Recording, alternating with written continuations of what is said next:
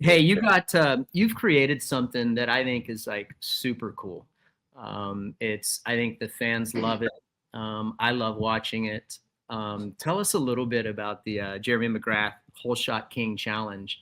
And you got an event coming up at Motocross of Nations. It's going to be under the over by the Monster Energy setup and rig and all that stuff. But dude, this thing is so badass.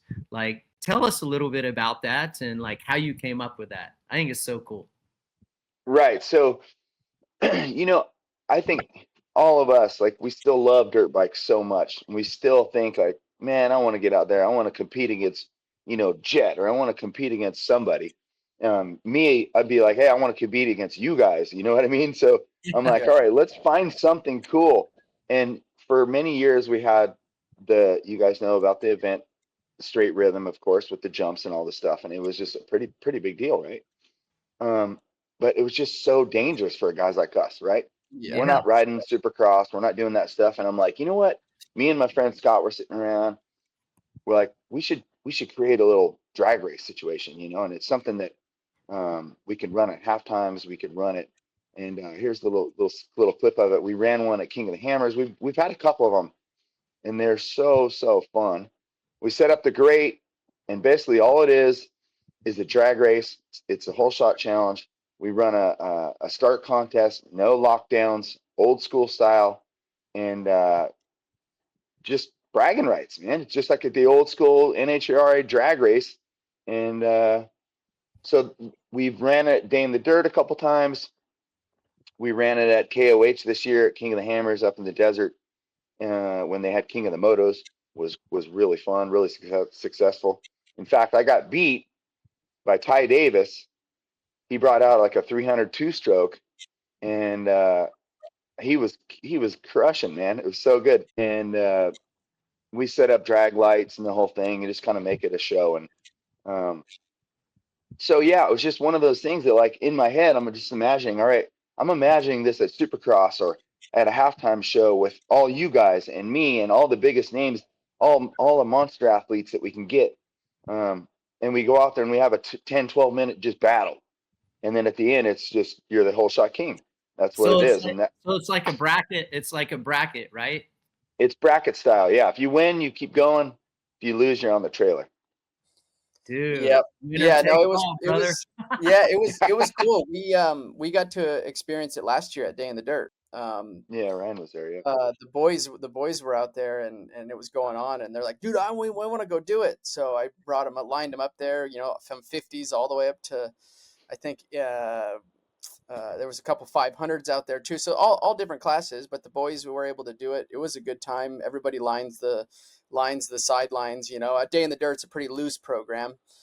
So I Yeah. think it would be super sick at Motocross of Nations, like we've talked about, one of the biggest events that you can race your dirt bike at. But then to have something like this whole shot challenge that is really low key and all about just the fun. Yeah, sure, we want to win, or whoever's participating wants to win, but it's more of I think time to bring the people together to get them to watch something really fun, really cool, let alone very safe. Anybody can come off the couch to do it, which is awesome. Like you said, Straight Rhythm was a cool event, but man, it got out of control with quads and triples and the amount of how high speed The you would get risk, going the on. risk, the risk. Yeah, the risk for the reward for us old guys or older guys that don't ride as much. It wasn't worth it. So I think it's cool. Like I said, we've already participated in one of them. Yeah. Ryan was there when we did like proof of concept, and it was pretty cool. And remember, the weather just turned to shit that night. It was windy Oh and yeah, cold, and the course was lined up, and people were just pumped. So we were just having some fun. And I think, it's all about the microphone, and just we're teasing each other, and it's kind of like a sort of a bro hangout, and we just have a little fun and we create a little racing. It's kind of that scene, and I just wanted to make it no pressure, have fun. Yeah. We get to get on there and talk some crap, and challenge each other a little bit, and see what us old guys still got on the start. Um, in fact, I was talking about it the other day. I'm like, I need to get a new clutch on my bike, because if I'm going to compete, that my bike's worked. I gotta get her tuned up. So I know some of our bikes are going on the Monster rig, which really stoked about Monster putting this thing at the stage. And I can imagine, I mean, just like Ryan said, it's like Motocross of Nations this is gonna be lined up. We got music, you got Monster, you got the perfect setting, the perfect stage, and then to have you guys involved with it's gonna be really, really sweet. And then you talk about that, dude. I'm just thinking, like, I love how intimate it is for the fans and how close that they can get, right? And you're gonna have Yep. European fans that maybe don't see us, old guys much anymore, and then you got the US fans, and then I think it's gonna be epic. We're gonna be mic'd up. We got some Cardo communication going on, so the riders will be able to talk to each other. So will you like? So are there? What's the rules so everybody know just for the event at Motocross of Nations? Like, tell us Yeah, the I mean, rules. obviously it's exhibition only, of course. So we're gonna try to have this thing with 12 of us, right? There's gonna be try to be 12 of us because it's gonna be let's just call it a 30 or 40-minute show, right? Yeah. We're gonna be able to nail some starts, and then we're gonna put everyone into a bracket, and then if we have a group of 12, we'll probably do best 2 out of 3, right? So if you lose 2 times in a row, you're out or whatever. So and we just kind of wind it down, and at the end we see who's going to be the whole shot king, and we get a trophy involved, and just kind of the whole thing's for fun, man. It's just we want to get big names. We want to get big names like you, and I think it's mostly just for the fans, right? We want Yeah. to line Hell that place up and get them yelling, going crazy, and just make some great video and have some fun. So yeah. Dude. that's kind of what I'm amped up about, you know.